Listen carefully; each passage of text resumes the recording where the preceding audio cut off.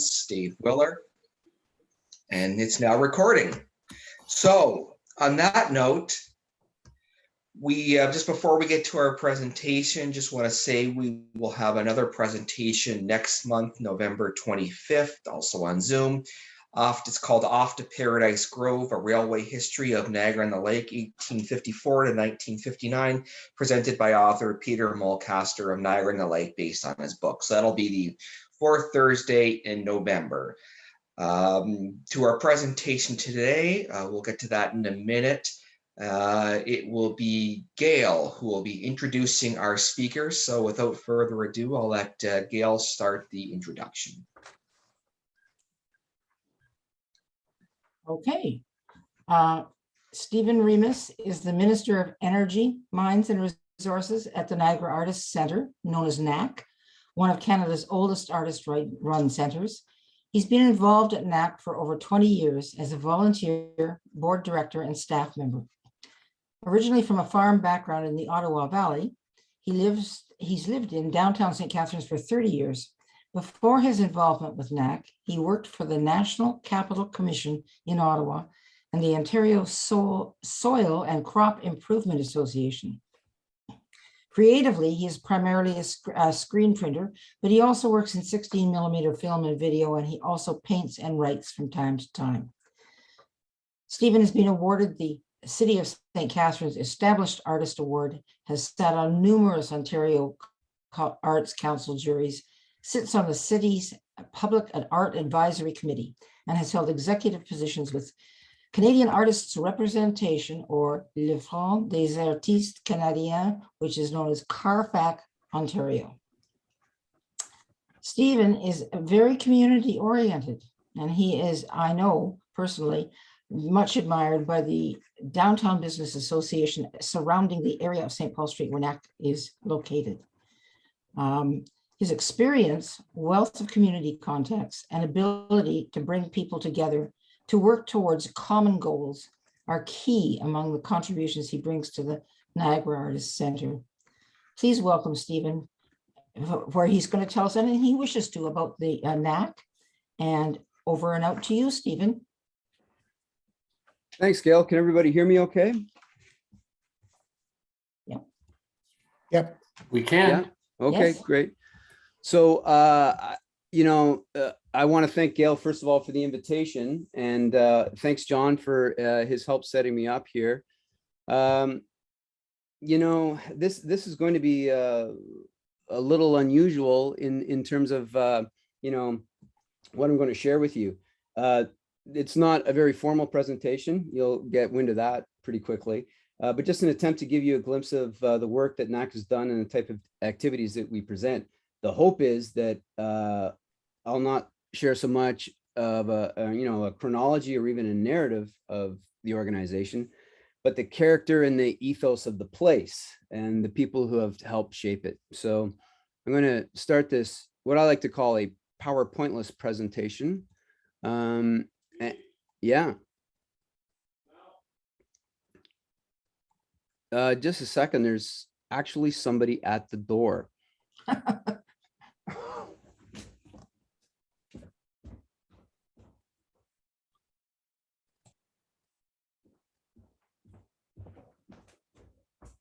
Okay, we got rid of that. So here we go. Can everybody see this slide here, this is all about PowerPoint. This is what we call it NAC, Now, this happens every AGM, so it's a bit of a chestnut. So I'm going to share with you information by communicating it at a tediously slow rate as words are read aloud that you can easily see and read yourself. Yeah, Stephen, we don't see your slides.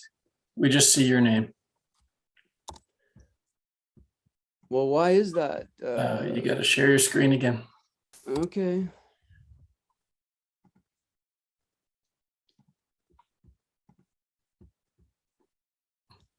It really is PowerPointless.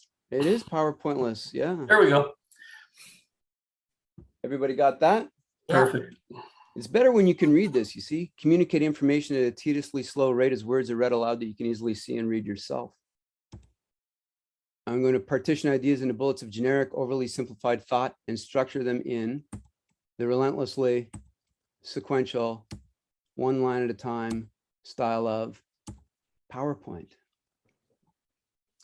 I'm going to use the inherent power dynamic of PowerPoint to control the order of pace and learning, avoid questioning, and limit discussion.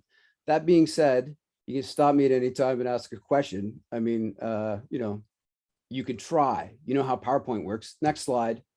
Oh, there we go. It's the NAC logo in neon. So here we go. Artathon is what we called it. And I tell you, the people who work at NAC, the staff and the volunteers, it does feel like a bit of a marathon. It's odd to be making a presentation about a place like NAC, because I don't think anybody from the earliest founders to the people who are working there right now have any pretense to making history. It's like all about trying to make our community more interesting right now in this moment. So, Bob Dylan has the mantra, don't look back, part of what, Ginsberg and Jack Kerouac and those guys, the Beats espoused, and NAC very much embraces that. So it's just straight ahead.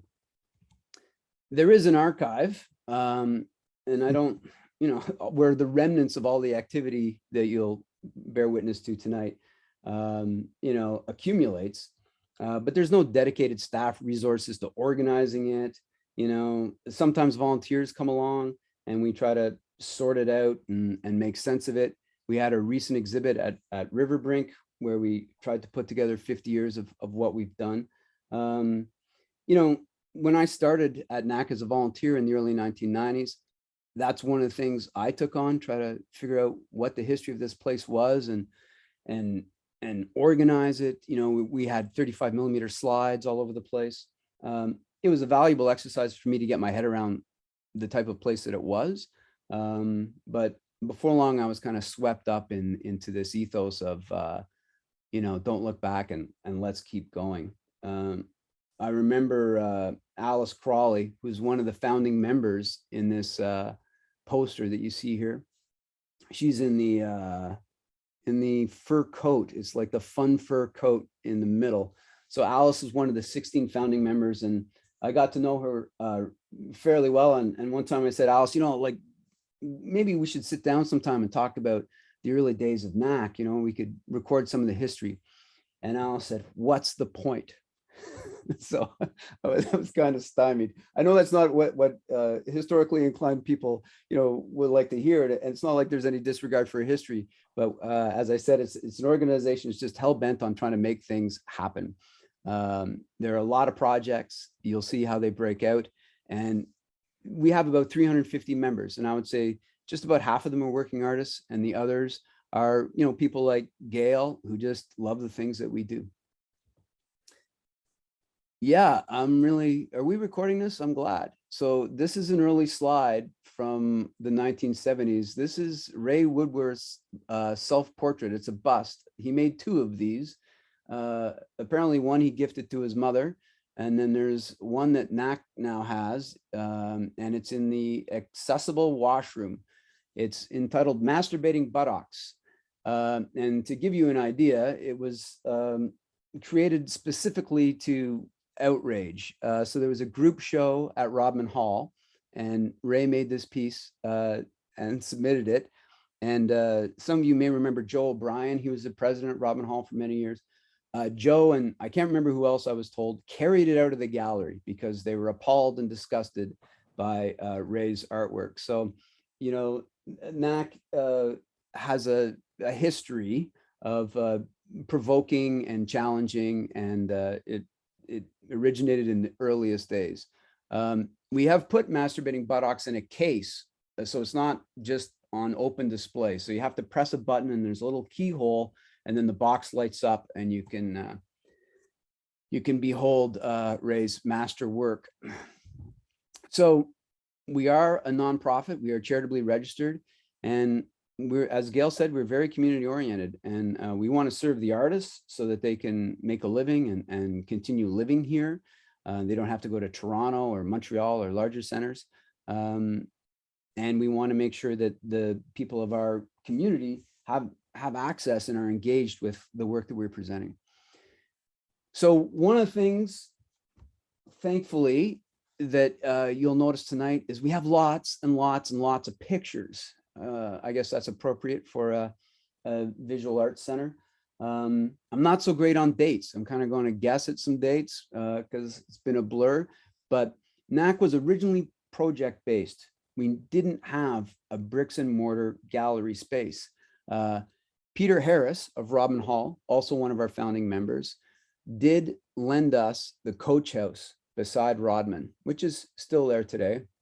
I don't know what Nino Donatelli is going to put in it, but it's there. And it was a place just for us to work out of.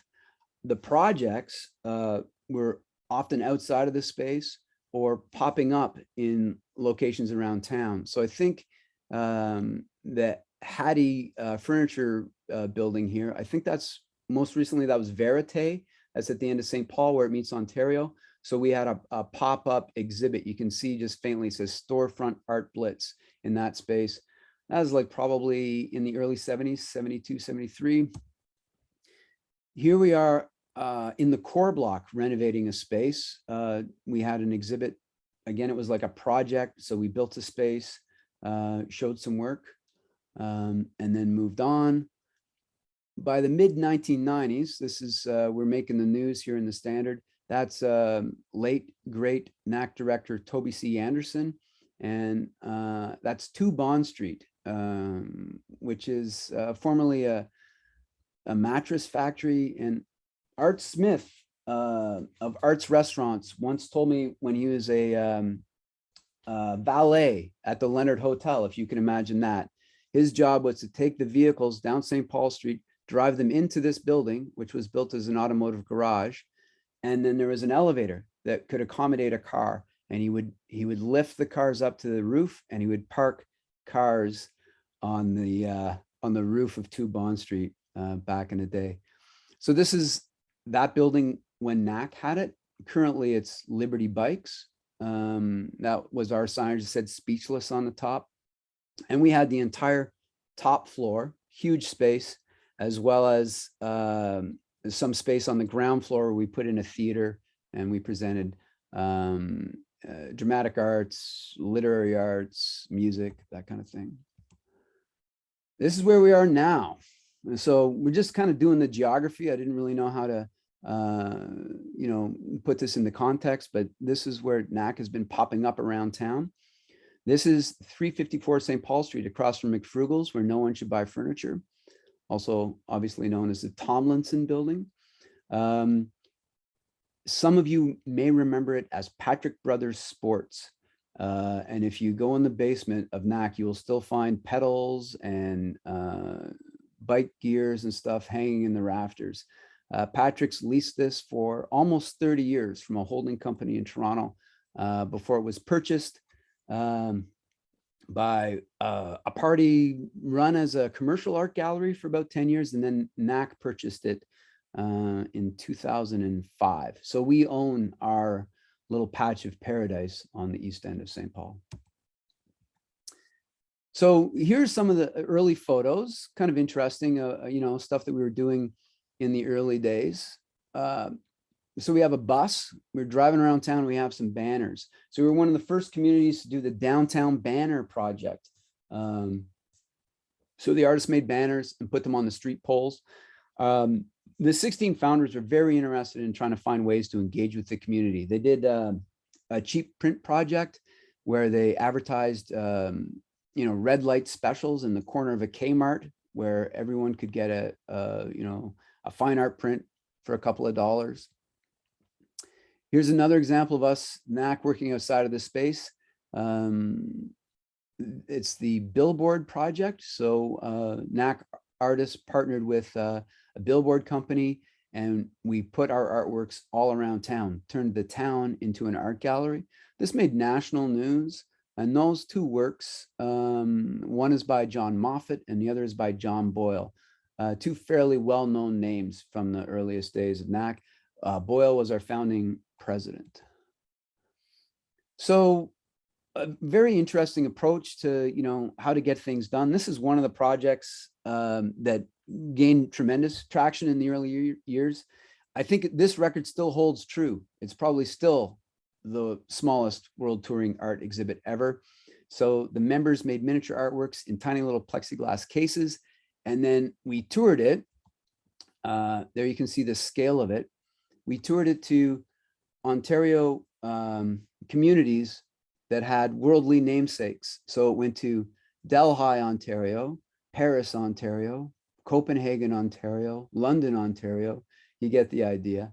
And it would just pop up in a barber shop or a tavern. And this early show, which is like 1974, makes a lot of news. And here are two artists, Ray Woodworth and Mike Huco, both founding members. And it was traveled to the Paris houses of, or the Canada houses of Paris, France, and London, England. And these guys got to accompany it. So, you know, when I came along in 2001, I'd been on the board and I'd been volunteering, and I became an employee, one of the staff members. And we look back at some of this stuff. Well, that's a good idea. So we did the exposition slightly different. Instead of a Canada Ego exposition, we did a Niagara Ego exposition. And it was 30 years later, 2004. The original gang had also done kind of a reincarnation. The one on the left in the red case is the Canadian Ego Exhibitionist. And as you might suspect, that was a collection of, you know, inelegantly described dirty works. So there's some sexual content in that particular miniature show. And infamously, the fire inspector once came through NAC and saw the Canadian Ego Exhibitionist on display and thought that maybe we should be shut down as perverts and, you know, members of the depraved. So it was obviously too hot for the fire inspector, all puns intended. So there you get a scale of the miniature show that's on display at 2 Bond Street. That would be in 2004. You know, there's no place to put it in Copenhagen, so we just stood it up beside the sign. This is again the 2004 version, out on the highway. Right. So then here we're back to 2 Bond Street. I just want to share with you some of the exhibits that happened in this space, because it was quite an unusual space. Kurt, who owns Liberty Bikes, has done a lot to renovate it and improve that building. We kind of left it the way it was. You can see in the background what the walls were like when we were there. And what's in the foreground are bronze sculptures by Canadian artist Tom Dean, who, you know, showed at NAC, obviously, but also represented Canada at the Venice Biennale, which is akin to the Olympics of, you know, visual art. This show was interesting for a lot of reasons. I mean, it was a great thing for NAC to have brought to our community internationally known artist. And then there were these bronze dogs that you saw pictured, but then there are also a bunch of bronze body parts. It was kind of a ghastly, nightmarish installation. And somebody stole a penis from the installation. So here we are making news about that. It was never returned. We're pretty sure it's a paperweight. Some high school kid, we think, took it when they came through on a tour. So yeah, what can I tell you? Here's another view of the space. It was obviously very raw and unfinished. So then the artists really responded to it. So this was an interesting exhibit by Suzanne Carte Blanchnot. And the exhibit starts with just that giant plywood bar. And she invites everyone to the reception. Everyone comes and has a beer or two, as is evidenced, and then they're left on the bar. And that was the show. So I think the message was, you should have been here. It was a good time. Oh wow, there's a close-up. So you know, I remember helping to carefully remove the labels.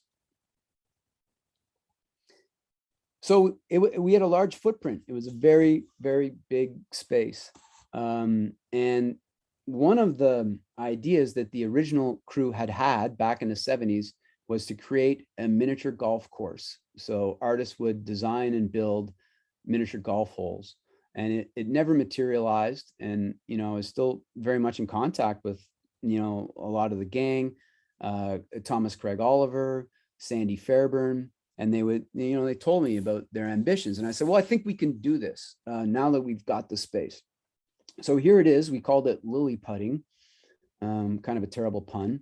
And there were 19 holes for some reason, and it was a par 666.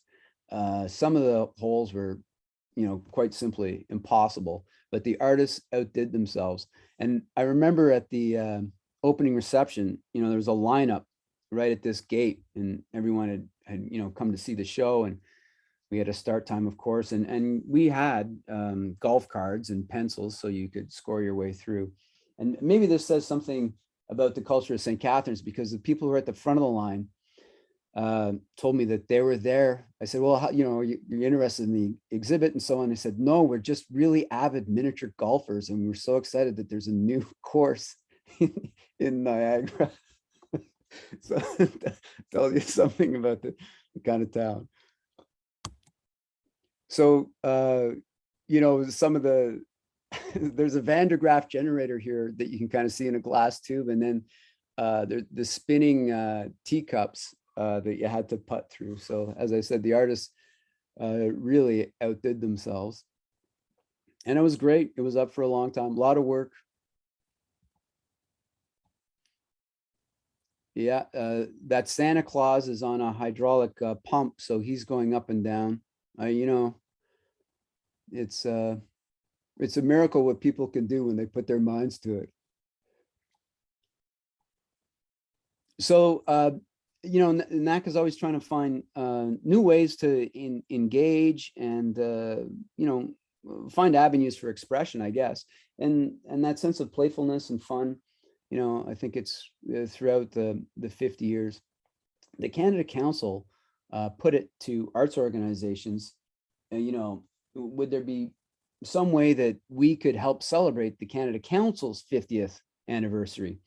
And, you know, we're a recipient of funding from the Canada Council, and we think it's a great organization. But, you know, they give places like NAC a pittance. I'm not ungrateful. I'm just saying it's not much. So we decided to celebrate the Canada Council's 50th anniversary. We'd go fly a kite. So we created a show called Go You Fly It. And this was out behind Morningstar Mills. Actually, some of you probably know there's a beautiful meadow behind the mill. And this is a day in October, and the artists have all built kites. And we hired a master kite builder, and we had a couple of workshops, and he guided us, and we made a whole variety of kites, and we lucked out with a day in October. I tell you, it was pretty fantastic. And that's, I think, around 2003.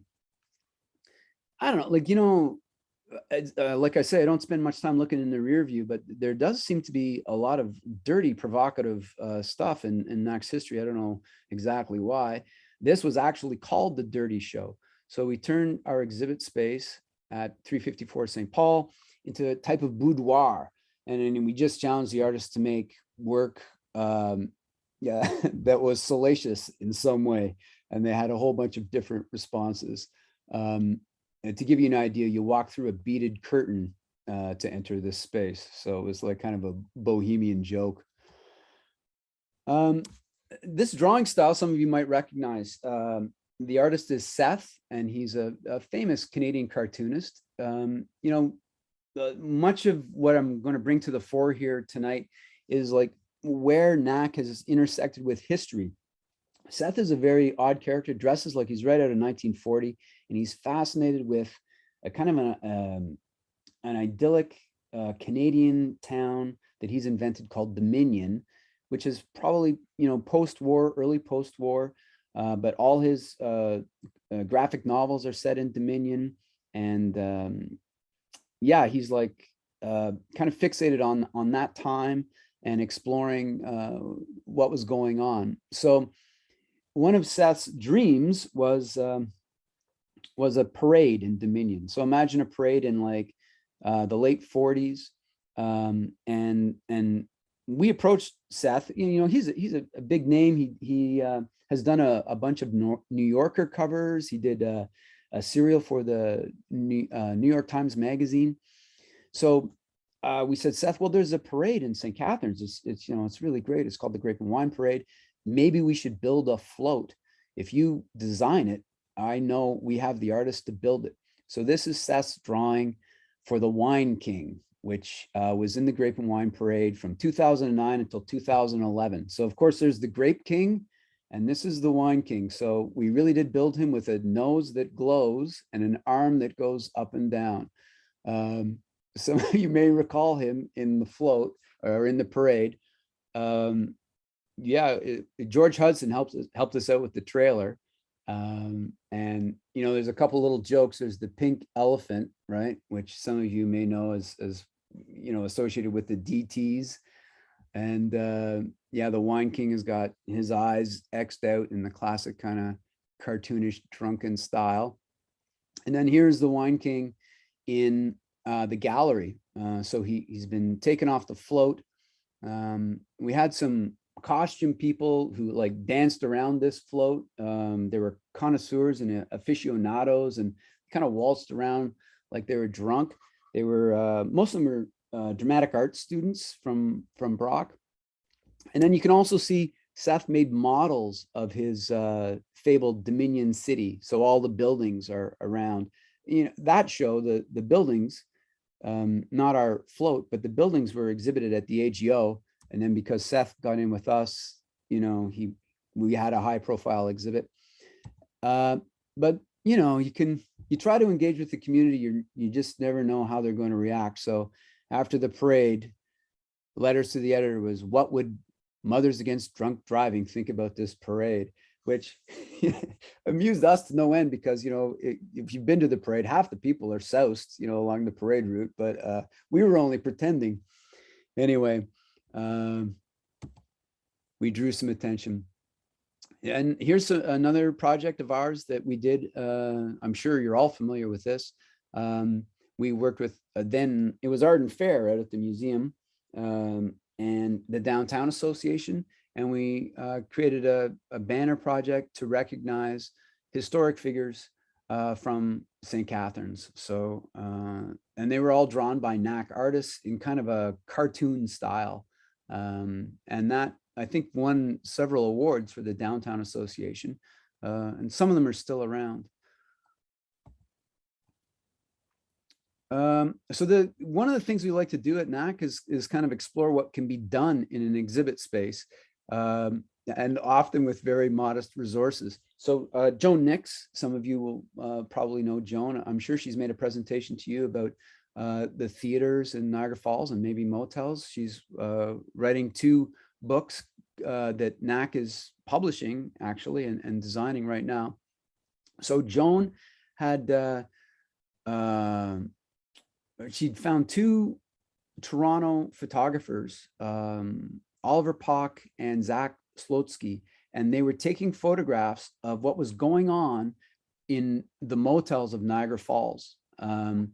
So she wanted to create some kind of exhibit, and we said, well, we could also make, you know, kind of a vignette about Niagara Falls motels. So the mural on the back wall is actually a postcard of a Niagara Falls motel. We have a 60s Pontiac Stratochief station wagon, you know, the family would have probably been motoring in when they stopped in at the motel. And Oliver and Zach's photographs are around the room. You can see the kitschy furniture that we put together. It was all kind of specific to the time. And we managed to find a heart-shaped hot tub that we didn't fill it with water. You know, we were a little afraid, but it was there. And then, yeah, we created a motel room. And the idea was then, once we had the room built, we invited filmographers, filmmakers to come in and shoot a movie in the space. It was kind of built like a set. And then, of course, we screened the films. Joan's book about motel and theater culture in Niagara Falls should be coming out in the next, maybe 6 months. Again, this is another vignette. Like I was just trying to find the places where NAC's programming kind of intersects with history. So these are two artists, Sunny Asu, who's from BC and from an indigenous ancestry, and Brendan Tang, who is Irish, Trinidadian, Asian descent. So these two guys have an affinity for video games and comics and that kind of the stuff of their youth. So what they asked us to do was create what their parents' rec room would have looked like in the early 1980s.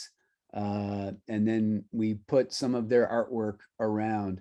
And then of course we had the TV was playing stuff from British Columbia that would have been on in the 1980s. And then so that was in one of our front spaces at NAC, and then this is in the main gallery. So these two guys are very talented, and this show traveled all across the country, and I think we were probably the smallest venue to accommodate it. Like it did go to like the Art Gallery of Mississauga, for instance.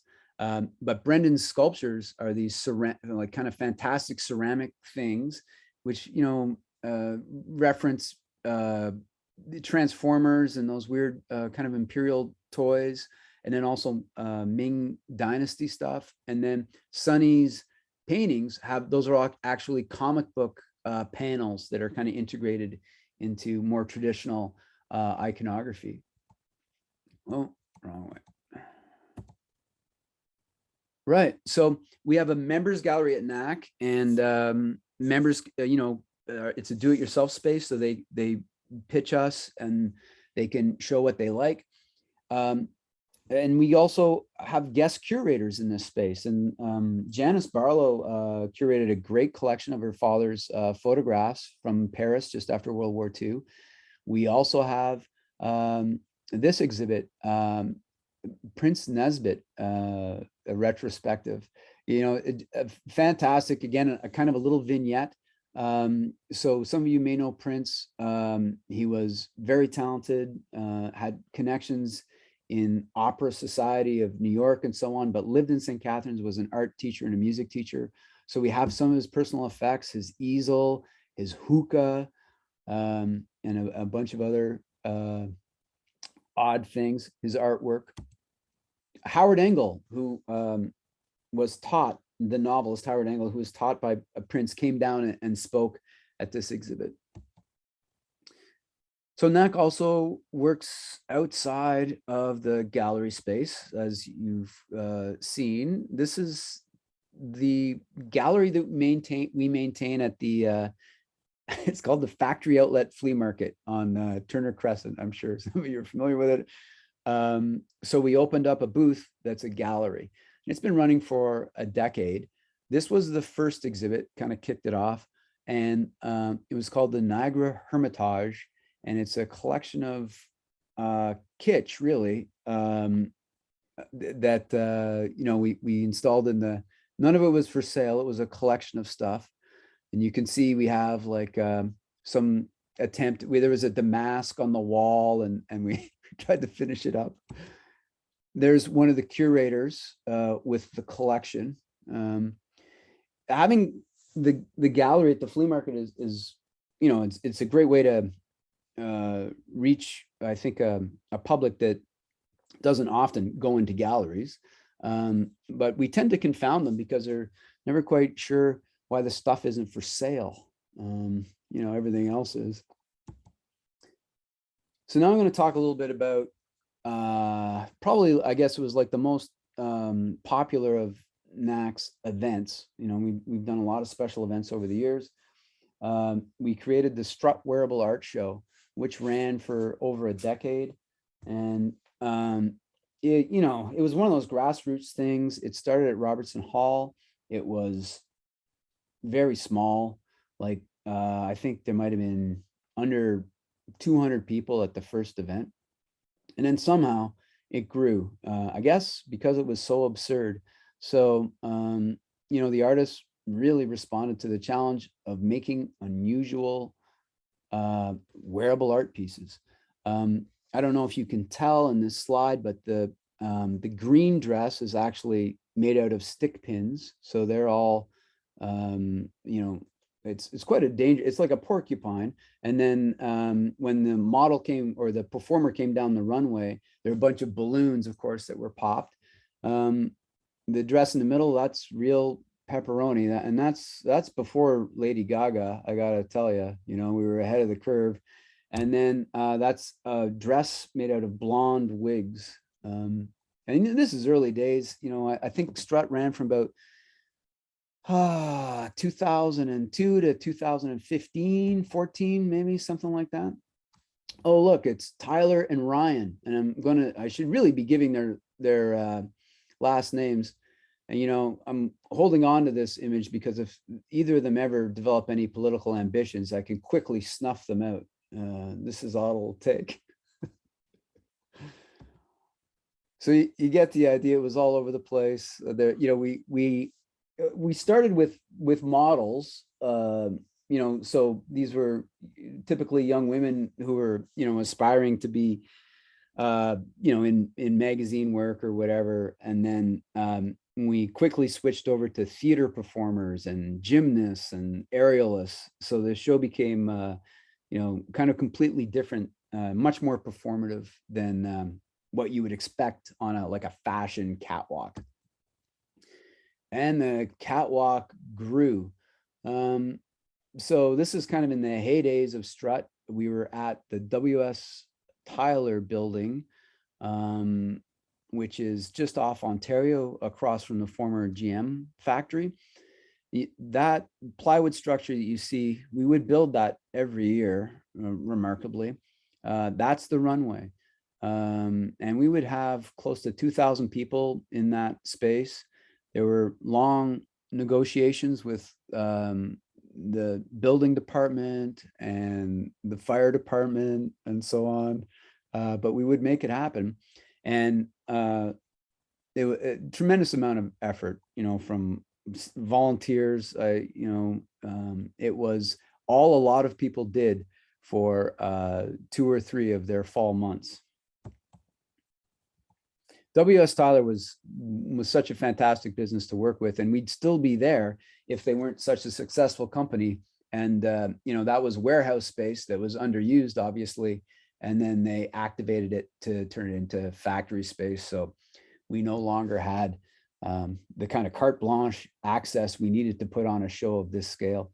So here you can see the performer is in the multicolored outfit in the foreground.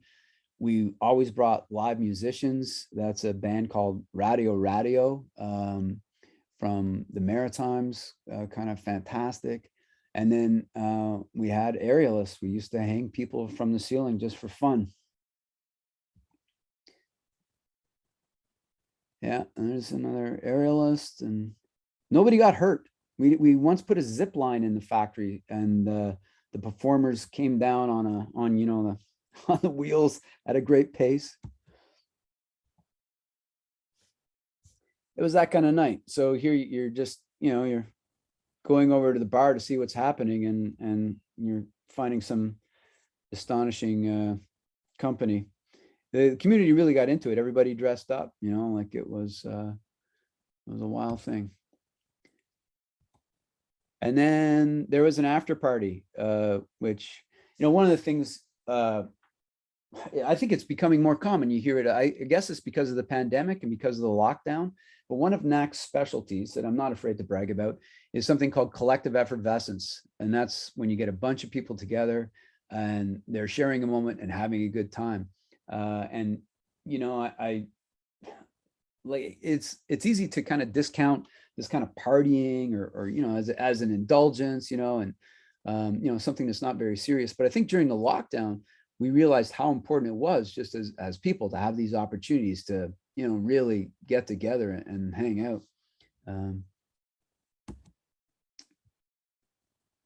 So after we lost the factory at W.S. Tyler, we moved into the Performing Arts Center. And this was the last incarnation of the Strut Wearable Art Show. It was called the Vaudeville Extravaganza. And, you know, there's a The set was, I don't know, over 60 feet wide, and Bruce McCullough from Kids in the Hall performed.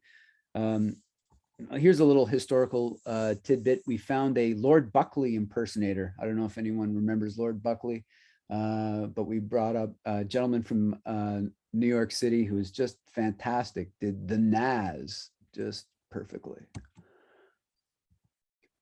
More aerialists, can't get enough. Oh, wow. And this, I guess, look at it's a segue of a kind. Did I say this was going to be a more informal presentation? So this is the back of the building that NAC owns on 354 St. Paul Street some time ago, but we're on the second floor and we needed a new roof, and can't you tell it? So we decided, given the opportunity that we had to fix the roof, maybe we should do something a little more grand. So I still don't know how we got away with this with the building department, but we built a roof deck. So there's now a place of public assembly on the roof of the back of NAC, and we can gather people there for film screenings, literary readings like poetry readings, music events. And, during the pandemic, it's been kind of a godsend for us because we can gather people more safely outdoors, obviously. And once we had the space, so I think we built that space in 2018, and it was a mostly volunteer effort, to be honest with you. But we pulled it off, and then we started a festival called Sonic Glow, which is on a hiatus because of the pandemic. But it's a festival that celebrates the merger of the moving image and musical performance, live performance. And it's such a range, when you think of it, it goes back from silent movies all the way up to like the contemporary music videos. And there's the roof deck in action. So the performer is Jennifer Castle, who has also performed at Massey Hall in Toronto, but here she is on our little roof deck. And a group of NAC artists are projecting images 45 feet across behind her. This is Junie Booth from Buffalo with projections of paintings by Toby C. Anderson, our late director. Laurie Brown, some of you might remember Laurie Brown, CBC radio personality for many years, had a late night show. Here she is doing one of her podcasts from the roof during Sonic Glow. Okay, and man, it's just like relentless. One of the things is you don't start me talking. So we have a studio space down at 433 St. Paul, formerly Maroney's Shoe Store, if we're going back a little bit. And Art Smith used to make popcorn for his catering business in the back of this building. We have a print studio as well as studios that accommodate 14 working visual artists. So we have an etching press, and we can do screen printing. And there's a little storefront run by NAC members where they sell vintage clothes and curios, that kind of thing. NAC also, of course, presents music. This is Attic Daddy, a real throwback rockabilly band performing in front of some choice vintage film footage.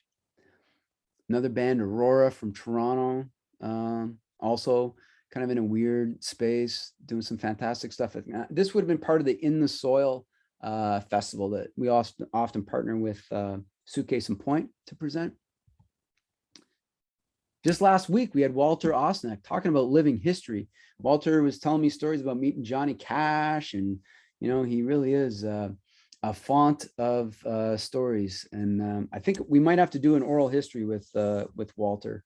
But we had him at the corner of Garden Park and St. Paul. It was a little chilly, but Walter was pro, and he was with Wayne Hamilton from Malton and Hamilton. I don't know if anyone remembers that infamous comedy duo, also from St. Catharines. We also do film.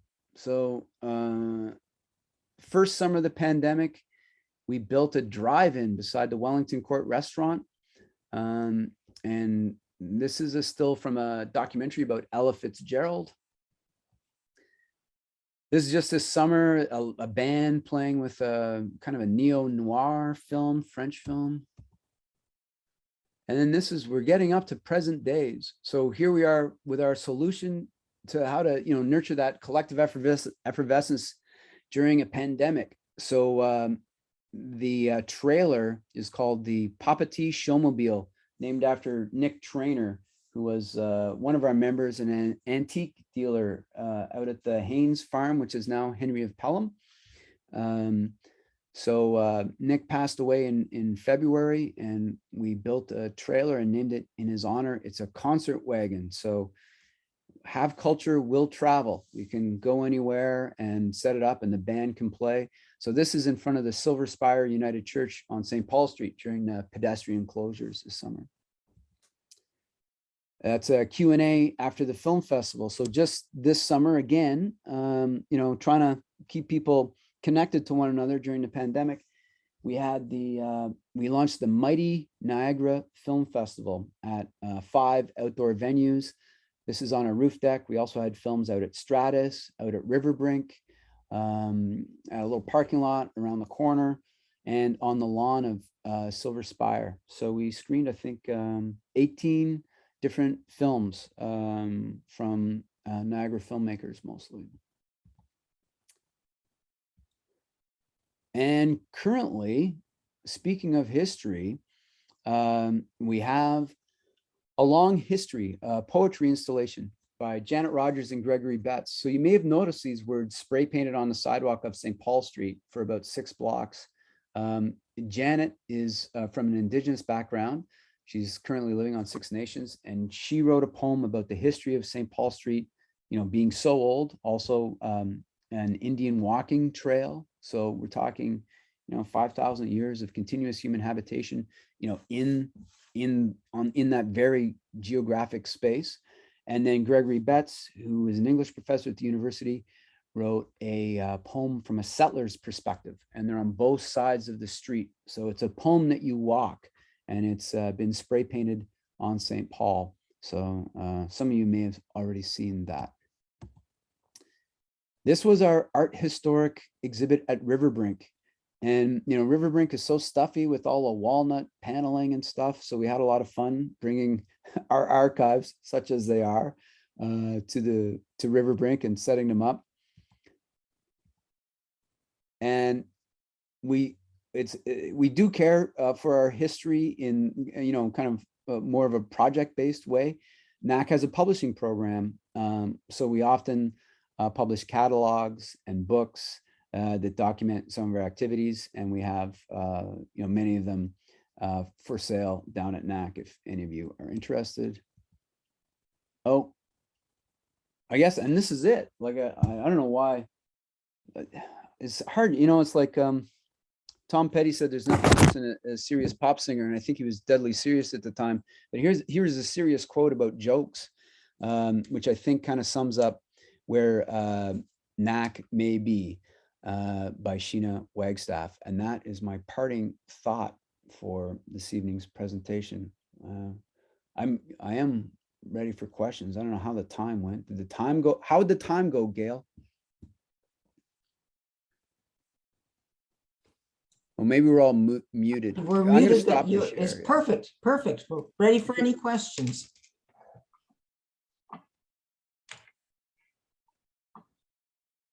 Well, I must have covered everything. Yes. I have one minor correction. Oh, good. Your mention about the picture that had Hattie's. Yes. It was not where Verity is. It was where the entrance to the new arena downtown is on the west side of the 2 entrances, one on the east side and one on the west side. The west side entrance would have come right through the middle of what was Hattie's store. Right. So the more westerly of the Rankin walkways, as they're called. Exactly. Yeah, right on. Well, thanks for that. Yeah, there's we can't make out the number on the building even, right? So we're just kind of guessing. But yeah, I appreciate that. I know that very well because I used to take piano lessons from Miss Hattie in the basement of that store. And her family sold drapes and fabric upstairs on the main floor, and they lived on the second floor. That's where their residence was. Right, right. How's your piano? Pretty good. John is Alice Crawley's nephew, by the way. Oh, Alice is much missed. She was fantastic to get to know. Yeah, I spent- we miss her too. She was a pretty neat lady. yeah, yeah. We published a catalog when we did Alice's retrospective. That was a joint project between NAC and Rodman Hall, and yeah, we did put together a catalog, and yeah, she was a lot of fun to work with, and you know, I don't think she ever got her due as an artist. And I know you know, her son John and daughter-in-law Gabby are, you know, trying to make sure that Alice's work ends up in the right collections and so on. So That's yeah. it. Thank you.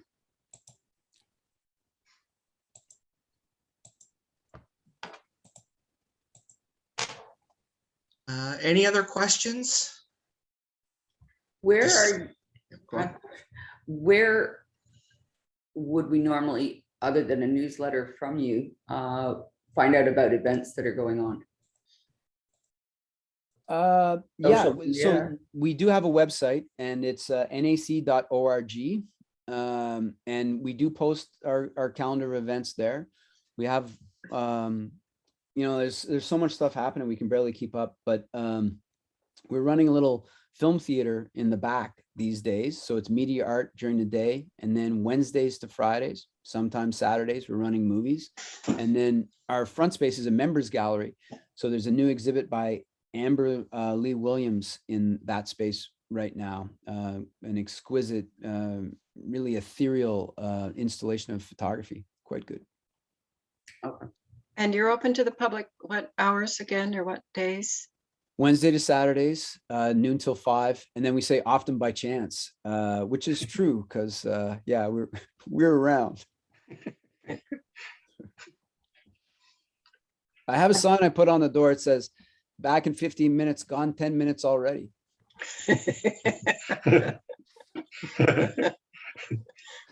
Stephen, and I know you were involved, as I was, and a bunch of people from the Historical Society and the Heritage Committee with concerns about Rodman Hall.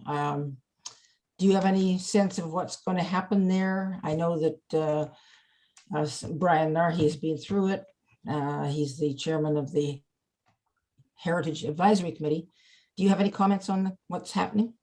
Well, I can tell you, like I know Nino Donatelli, and you know, he has a number of plans, but you know, foremost for Nino, for those of you who know him, he really values heritage.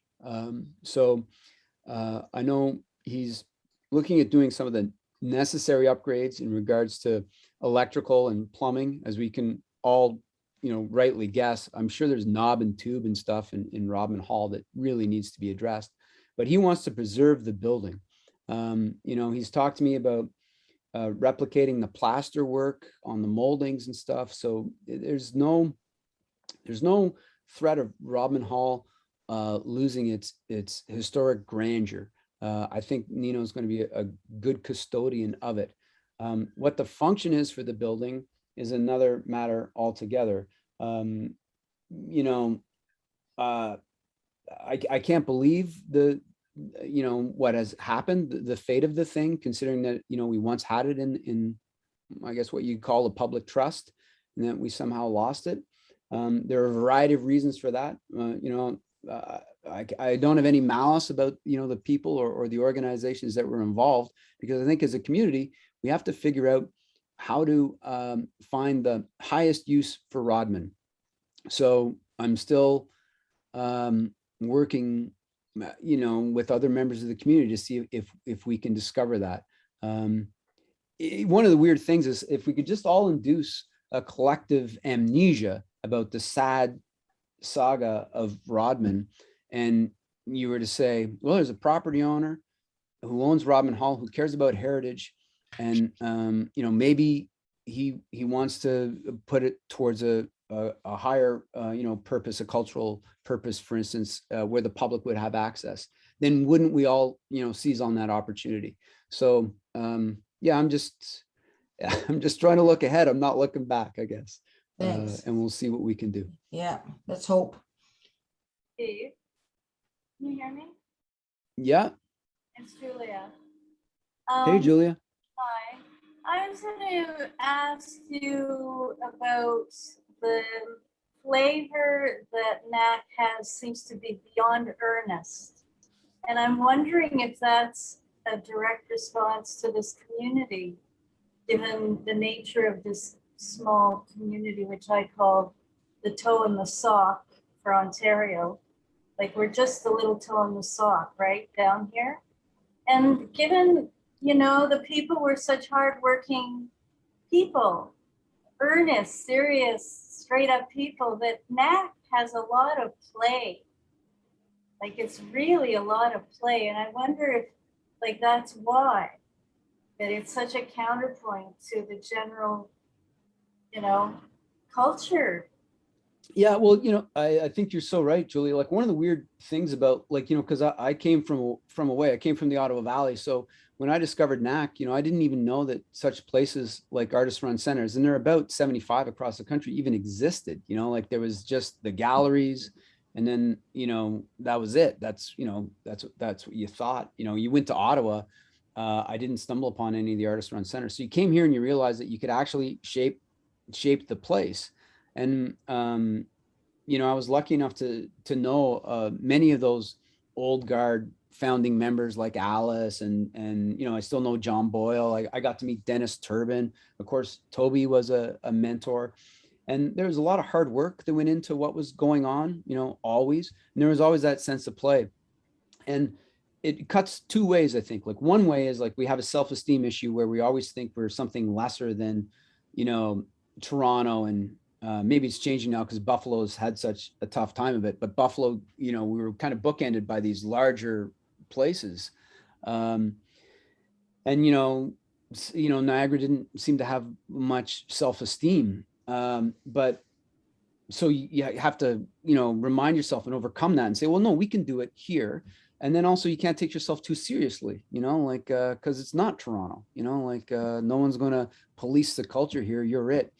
And, as I've been at NAC probably too long, but one of the things I like to talk about is it's not the exhibit or the film screening or the music show that we're presenting that matters. Is we're doing these things to sculpt the community, to kind of change, that's the sculpture. It's St. Catharines, it's Niagara, and we're trying to mold that into something that we all want to be near, right? So yeah, it takes a lot of the pressure off. When you make a goal that lofty, you just have a ball. Mostly it feels like you blow the lid off something. That's what it feels like. It's always like something unexpected, which is really appreciated. And even communities like Oshawa, which could be a sister community to us, same demographic, same kind of economic base. I have a feeling it would be more earnest over there. So maybe there's something magical about this landscape. Think of the falls, think of the history, think of sort of the melodrama of the history around here that draws a lot of tourists. And there is kind of a performative thing that NAC has. I don't know what it is, but it's different. It's different than just art on a wall. Well, and you talk about the backgrounds of Oshawa and Niagara, and it's blue collar. I don't know if we can use that's kind of getting to be tired terminology, but working class people, right? Who I don't think always felt welcomed by the arts. And I put that on the arts. Really, it's there's so much classist nonsense associated with experiencing culture. It's when Stephen Harper talks about artists at red carpet galas, that resonates with people because a lot of people don't feel invited to those parties. And the 16 founding members of NAC, that's a small crew, and they all had strong personalities, and they really, lent this idea that art should be for everybody. So when they're at Kmart and selling the prints, they want to make sure that everybody has an opportunity to connect with it. And of course, we've carried it through, and when you have something that's makes that much sense, for where you are and the community you're in, it's easy, just keep doing it. I also have to say that it reinforces my feeling that we are a bit of an island here, in the sense that if you can't mirror yourself against even Hamilton, Toronto, or Buffalo, that we are insular here. And it's almost like we're Victorians playing piano for ourselves. We've got the parlor games, we're doing whatever we need to do, and it's authentic. It's authentic to where we are. And that I think is the strength of NAC. Well, and it takes years and takes generations, really. But that's like when you talk about communities that have recognizable cultures, like Memphis, or Portland, or New Orleans. I don't know why all my Halifax, like they're not all American examples, but people know that culture lives in those places because they did kind of concentrate on their own fun and their own voice. And we don't want to tune it out. We don't want to be so insular that we don't know what's happening. But at the same time, we want to make Niagara culturally distinct. So when they hear those words, they know that place is different. You go to Home Depot and where are you? Philadelphia, like Moncton, doesn't matter. It's all the same. We got too much of that here. So it's up to the arts to make sure that people realize that this place is its own thing. The only thing that may be a downside is that people like Alice Crawley, who is truly prolific and a long-standing productive artist, and a cousin of mine, Willie Siapic, was a well-acclaimed painter, and he worked in the steel factory in Welland, right? And those people don't get on that main, whatever the tier is, even though they were really productive and well-regarded. They don't seem like there's a double-edged thing, like you say. They're part of this community, but they don't get out there. So, and that's like part of the self-esteem thing. Like I know there are people in Niagara who collect art who are wealthy and have means, and they don't buy Niagara artwork. And I just I think that's that's a tragedy. And that's like people's inability to have confidence in what's happening here, right? They need the sanctioning of the metropolitan authorities, the Queen Street Gallery, to tell them that this is where it's at. And everybody has a role in esteeming local culture, and it's exciting, so Nick Trainer was great for that. Nick was a great supporter of local artists. Anyway, thank you for your hard work. All right on. Thank you for tuning in. It was good. It was like an assault. It was like a mousy ride. A mugging in Niagara. You all have the patience of roses. That's all I gotta say. Any other questions? Anyone else? If I can just take a moment, Stephen, there's a few comments here. I'll just read them out for you. Someone says, this presentation has been fantastic. Bravo. Another one says, thank you to NAC for continuing to make history and engaging artists and community in so many ways. And someone says, here, Rob, having enjoyed the NAC experience for a couple of decades now, I can attest to the amount of effervescence they contribute to the community. So you got some nice comments, some big words. Can't go wrong with that. So you're going to have to share with me the names of those people, because I probably all owe them money, or at least yeah, exactly. There's got to be some sort of quid pro quo behind the scenes or something. But anyways, no, a lot of good compliments there. And so I just want to say that in closing that I think it was a good presentation, lots of photos. I personally learned a lot myself. So and that benefited me, and hopefully everyone else here got a lot from it. Looks that way from the questions and comments. So oh wait, someone might have their hand up. Did someone have their hand up just as I'm about to exit here? Did I see Don Alexander's bank account at one stage of the game? I'm just wondering. Some banking information appeared up on screen, but we'll wipe that out. Hello, Same. Don. No, I think we're good. I don't see any of that. Sorry, I thought I saw a hand up. But anyways, no, so thank you again for the presentation. And looks like we all enjoyed it, got a lot of good compliments. So thank you. Well, thanks again for having me, and come and darken our door at NAC anytime. All right. We will. Thanks, Stephen. All right. Take care. Thank you. And then again, we have another presentation November 25th. Hope to see everyone then. And that's it for me. So have a good evening. Night, everyone. Good Thank night. you. Bye-bye. Thank you.